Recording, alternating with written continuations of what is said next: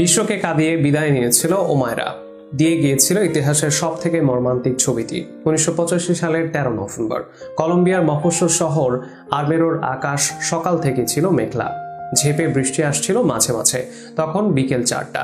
বাবা আলভেরো এবং ভাই আলভেইরোর সঙ্গে জমি থেকে তুলে আনা ধান গোলায় তুলছিল 13 বছরের ফুটফুটে বালিকা ওমায়রা সানচেজ।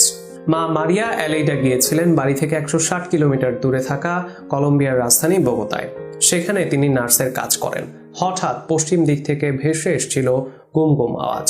চমকে উঠেছিল ওমায়রা। মেঘ ডাকার আওয়াজ ভেবে আবার মন দিয়েছিল কাজে। সব ধান গোলায় তুলে বাবা ও ভাইয়ের সঙ্গে বাড়িতে ফিরে এসেছিল ওমায়রা। চাচি মারিয়া অ্যাডেলের সঙ্গে রাতের খাবার তৈরিতে তোড়জোড় শুরু করেছিল। যে শব্দকে মেঘের আওয়াজ ভেবেছিল ওমায়রা, আসলে সেটি 79 বছর পর জেগে ওঠা নেভাডো ডেল রুইচ আগ্নেয়গিরির আড়মোড়া ভাঙার আওয়াজ।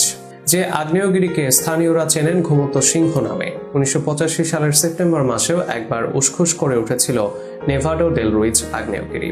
কলম্বিয়ার institute of mining and geology October মাসেই জানিয়ে দিয়েছিল আসন্ন ভয়াবহ বিপর্যয়ের একটি ম্যাপ। সেই ম্যাপে বলাও হয়েছিল সব থেকে ক্ষতিগ্রস্ত হতে চলেছে ওমায়রাদের আরমেরো শহর। কান দেয়নি কলম্বিয়া সরকার। ঘড়িতে তখন রাত 9:09। বিকট আওয়াজে কেঁপে উঠেছিল আশেপাশের প্রায় 100 কিলোমিটার এলাকা। এক ভয়াবহ বিস্ফোরণে উড়ে গিয়েছিল আরমেরো শহর থেকে মাত্র 48 কিলোমিটার দূরে থাকা নেভাডো ডেল রুইচের তুষার আচ্ছাদিত চূড়া। আগ্নেয়গিরির জ্বালামুখ থেকে বেরিয়ে এসেছিল উত্তপ্ত লাভার স্রোত। লাল ছায়ে ঢেকে গিয়েছিল আকাশ। ফুটন্ত লাভার উত্তাপে গলে গিয়েছিল আগ্নেয়গিরির চূড়ায় থাকা বরফ ও পাদদেশে থাকা হিমবাহগুলি। বিশাল জলরাশি সর্বগ্রাসী ঢেউ তুলে ঘন্টায় 22 কিলোমিটার গতিতে ছুটে চলেছিল গোয়ালি নদীর খাত ধরে। সঙ্গে নিয়ে চলেছিল হাজার হাজার বোল্ডার, পাথর, গাছ ও কাদা। ঢেউগুলি ছুটে চলেছিল 14টি জনপদের দিকে। প্রথম ও সবচেয়ে ভয়ঙ্কর আক্রমণটি হেনেছিল সামনে থাকা আরমেরো শহরের ওপর। কোটি কোটি টন কাদা, গাছ ও পাথর নিয়ে আসা প্রথম ঢেউটি আঘাত হানার 30 মিনিট আগে অন্ধকারে ডুবে গিয়েছিল আরমেরো। শহরবাসীদের কানে আসছিল রক্তজল করে দেওয়ার কিছু আওয়াজ, কিন্তু কি হচ্ছে কেউ কিছু বুঝতে পারছিল না। তাই টর্চ নিয়ে বাড়ির বাইরে বেরিয়ে এসেছিল হাজার হাজার মানুষ। বাবা, ভাই ও চাচির সঙ্গে বাড়ির ছাদে উঠে পড়ে ওমায়রা। অন্ধকারে জোনাকির মতো ছোটাছুটি করতে থাকা টর্চগুলি ছাড়া অন্য কিছু নজরে আসছিল না ওমায়রার। হঠাৎ একই সঙ্গে নিভে গিয়েছিল কয়েক হাজার টর্চ। আর্তচিৎকার ভেসে এসেছিল চারদিক থেকে। শহরবাসী কিছু বুঝে ওঠার আগে আরমেরোকে আঘাত করেছিল পাথর, গাছের কুড়ি বয়ে আনা কাদার প্রথম ঢেউটি। ওমায়রাদের বাড়ির ছাদের উপর দিয়ে বয়ে যাওয়া 20 ফুট উচ্চতার ঢেউটি ভাসিয়ে নিয়ে গিয়েছিল ওমায়রার বাবা ও ভাইকে। ভেঙে পড়া ছাদের বিম ও লোহার কাঠামোয় আটকে গিয়েছিল ওমায়রা ও তার চাচি আলেইডা। ওমায়রাকে বুকে আঁকড়ে ধরেছিলেন কাকিমা, কিন্তু কাদার ঢেউ ক্রমশ গিলে নিতে শুরু করেছিল চাচিকে। কাদার স্রোতের নিচে তলিয়ে যেতে যেতে 2 হাত দিয়ে তার চাচি ধরে ফেলেছিলেন ওমায়রার পা দুটি। ঘটনার আকস্মিকতায় জ্ঞান হারিয়ে ফেলেছিল ওমায়রা। বৃষ্টি শুরু হয়েছিল আবার। বৃষ্টির ছাট গায়ে লাগায় জ্ঞান ফিরে এসেছিল ওমায়রার। সে বুঝতে পেরেছিল ঠিক থেকে কাদার মধ্যে গলা পর্যন্ত ডুবে আছে। কাদার নিচে কোথাও আটকে গিয়েছিল হাত পা। চারদিক থেকে ভেসে আসছিল আর্তনাদ, কিন্তু কিছুক্ষণ পর সেসব আর্তনাদও আর শোনা যাচ্ছিল না। বিধ্বস্ত আরমেরোর বুকে নেমে এসেছিল শ্মশানের নীরবতা। সত্যি আরমেরো তখন মৃত্যুপুরী।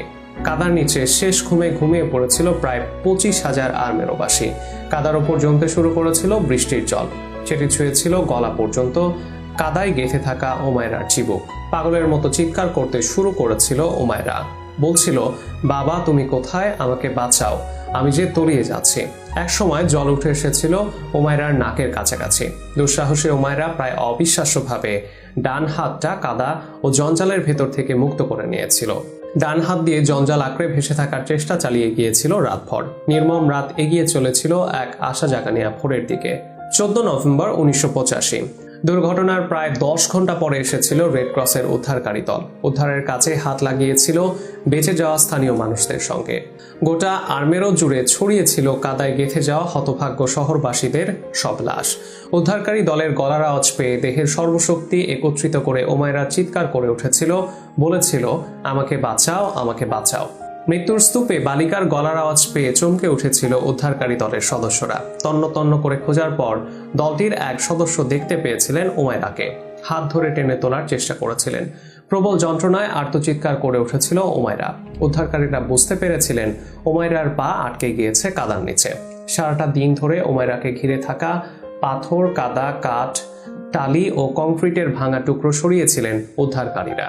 মুক্ত করে ফেলেছিলেন উমাইরার বাম হাত ও কোমর, কিন্তু হাজার চেষ্টা করেও মুক্ত করা যায়নি পা দুটিকে। দেখা দিয়েছিল আরও এক বিপত্তি। উমাইরার চারপাশ থেকে জঞ্জাল ছড়ানো মাত্রই গর্তটি ভরে যেতে শুরু করেছিল চারদিক থেকে ধেয়ে আসা জলে। আবার জলের নিচে তলিয়ে যেতে শুরু করেছিল উমাইরা। তাকে ভাসিয়ে রাখার জন্য বুকের নিচে পরিয়ে দেয়া হয়েছিল বাতাস ভরা টিউব। সামনে রাখা হয়েছিল লম্বা একটি ডাল, যেন সে ডালটি ধরে ভেসে থাকতে পারে। 15 নভেম্বর 1985 দুর্ঘটনার 36 ঘন্টা পর এক ডুবুরি জলের নিচে গিয়েছিলেন। দেখেছিলেন এক শিউরে দেয়া দৃশ্য। গলা পর্যন্ত জলে হাঁটু মুড়ে বসে আছে উমাইরা। তার দুটি পায়ের হাঁটুর নিচের অংশ পিষে দিয়েছে কংক্রিটের একটি বিম। পিষে যাওয়া পা দুটি চেপে ধরে আছেন এক মৃত মহিলা। দ্রুত উঠে এসেছিল আতঙ্কিত ডুবুরি। ওয়াকিটাকির মাধ্যমে উদ্ধারকারী দল বারবার একটি পাম্প ও গ্যাস কাটার পাঠানোর আবেদন জানিয়েছিলেন কলম্বিয়া সরকারের কাছে, কারণ বেলচা, স্ট্রেচার, গাইতি ছাড়া অন্য কোনো সরঞ্জাম ছিল না তাদের কাছে। হেলিকপ্টারে ঝুলিয়ে একটি বুলডোজার পাঠানোরও আবেদন করেছিল তারা। যুদ্ধকালীন ভিত্তিতে আর্মেরোতে সেনা নামানোর কথাও বলেছিল উদ্ধারকারী দলটি, কিন্তু সেই আবেদনে সাড়া দেয়নি অমানবিক কলম্বিয়া সরকার। কারণ কলম্বিয়ার সেনারা তখন M19 গেরিলাদের বিরুদ্ধে লড়াই চালাচ্ছিল রাজধানী বোগোটার আশেপাশে। জারি হয়েছিল মৃত্যু পরোয়ানা। সব রকম চেষ্টা করেও উমাইরাকে উদ্ধার করতে ব্যর্থ হওয়া রেড ক্রস নিয়েছিল এক অবিশ্বাস্য সিদ্ধান্ত। কাদার নিচে আটকে থাকা উমাইরার পা দুটি অপারেশনের মাধ্যমে বাদ দিয়ে উমাইরাকেই তুলে আনা হবে। প্রায় 1 ঘন্টা ধরে আলোচনা করছিলেন চিকিৎসকরা। তারপর উদ্ধারকারী দলের নেতাকে চিকিৎসকরা জানিয়েছিলেন কাদা জলের নিচে গিয়ে এই অপারেশন করা সম্ভব নয়। তাছাড়া অপারেশন করলে নারকীয় যন্ত্রণা ভোগ করতে হবে বালিকাটিকে। অপারেশন করে বাঁচানো যাবে না উমাইরাকে। তার থেকে বরং উমাইরাকে উপহার দেয়া হোক স্বাভাবিক মৃত্যু। 50 ঘন্টারও বেশি এক গলা কাদায় দাঁড়িয়ে আছে ফুটফুটে মেয়েটি। অস্বাভাবিক হারে কমতে শুরু করেছে তার শরীরের তাপমাত্রা। আর মাত্র কয়েক ঘন্টা প্রকৃতি নিজেই ব্যথাহীন মৃত্যু উপহার দেবে উমাইরাকে। এই মর্মান্তিক সিদ্ধান্তই মেনে নিয়েছিল সবাই, যদিও তারা জানতেন এক নির্মম ও যন্ত্রণাময় মৃত্যুই উপহার পেতে চলেছে উমাইরা। উমাইরা জানতো না তার মৃত্যু পরোয়ানায় সই হয়ে গিয়েছে। তাই বুঝি সে এক বুক বাঁচার আশা নিয়ে গল্প শুরু করেছিল কলম্বিয়ার সাংবাদিক সান্টা মারিয়া বার্রাগানের সাথে। উমাইরার পাশে সান্টা মারিয়া ঠায় বসেছিলেন সেই 14 তারিখ সকাল থেকেই। 13 বছরের বালিকাটির টিকে থাকার লড়াই দেখে ভাষা হারিয়ে ফেলেছিলেন তিনি। টানা 2 দিন ধরে উমাইরার সাথে গল্প করে বালিকাটিকে অন্যমনস্ক রাখার চেষ্টা করেছিলেন তিনি। মারিয়ার কাছে উমাইরা খেতে চেয়েছিল মিষ্টি ও সফট ড্রিঙ্কস। অনেক দূর থেকে খাবার দুটি জোগাড় করে এনেছিলেন মারিয়া। মিটিয়েছিলেন উমাইরার শেষ ইচ্ছে। এর মাঝেই উমাইরার একটি ইন্টারভিউ নিয়েছিলেন সান্টা মারিয়া। যে ইন্টারভিউ থেকে বিশ্ব জেনেছিল 13 নভেম্বরের ভয়াবহ সেই রাতের কথা।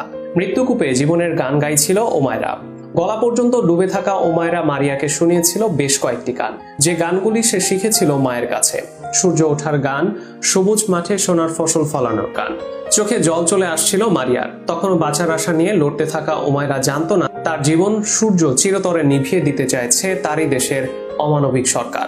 নির্মম মৃত্যুর দিকে তাকে এক পা করে এগিয়ে দিচ্ছে বিবেকহীন সমাজ।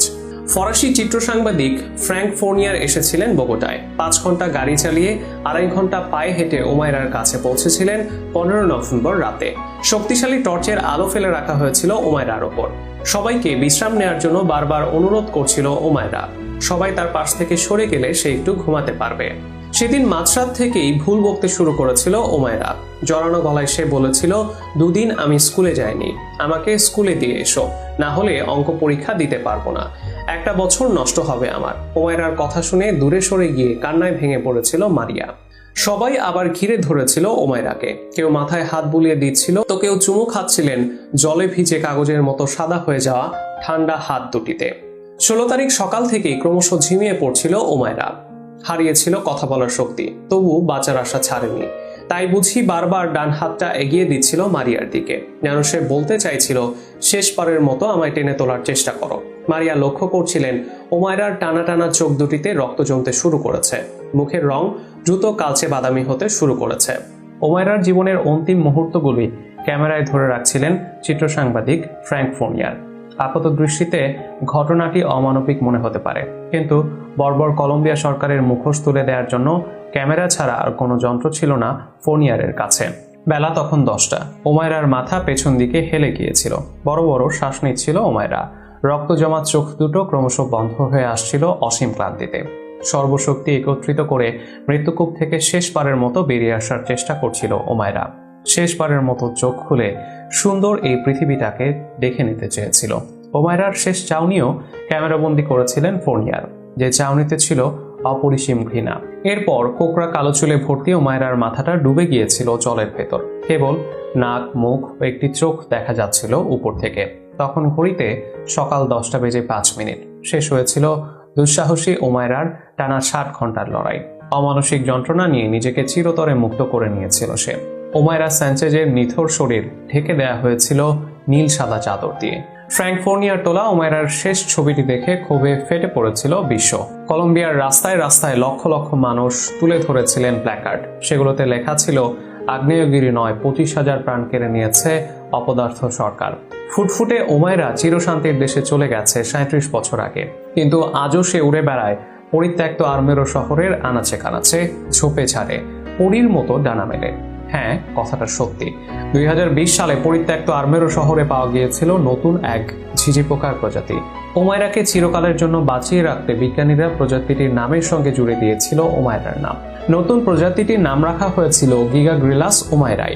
আজও হয়তো প্রতি সন্ধ্যায় পরিত্যক্ত আর্মেরো শহরে রাত জাগা ঝিঝি পোকা হয়ে কান্না ভেজা গলায় ওমায়রা চিৎকার করে বলছে, বাবা তুমি কোথায়, আমাকে বাঁচাও, আমি যে তলিয়ে যাচ্ছি। দর্শক, আজকের ভিডিও এখানেই শেষ করছি। আর এতক্ষণ ভিডিও নিয়ে আপনার সাথে ছিলাম আমি রাশেদুজ্জামান। পরবর্তীতে দেখা হবে আবারও নতুন কোনো ভিডিওতে। সে পর্যন্ত এরকম আরো ইন্টারেস্টিং ভিডিও দেখতে সোশ্যাল মিডিয়ায় আমাদের ফলো করে রাখুন। ভালো থাকুন, সুস্থ থাকুন। ধন্যবাদ।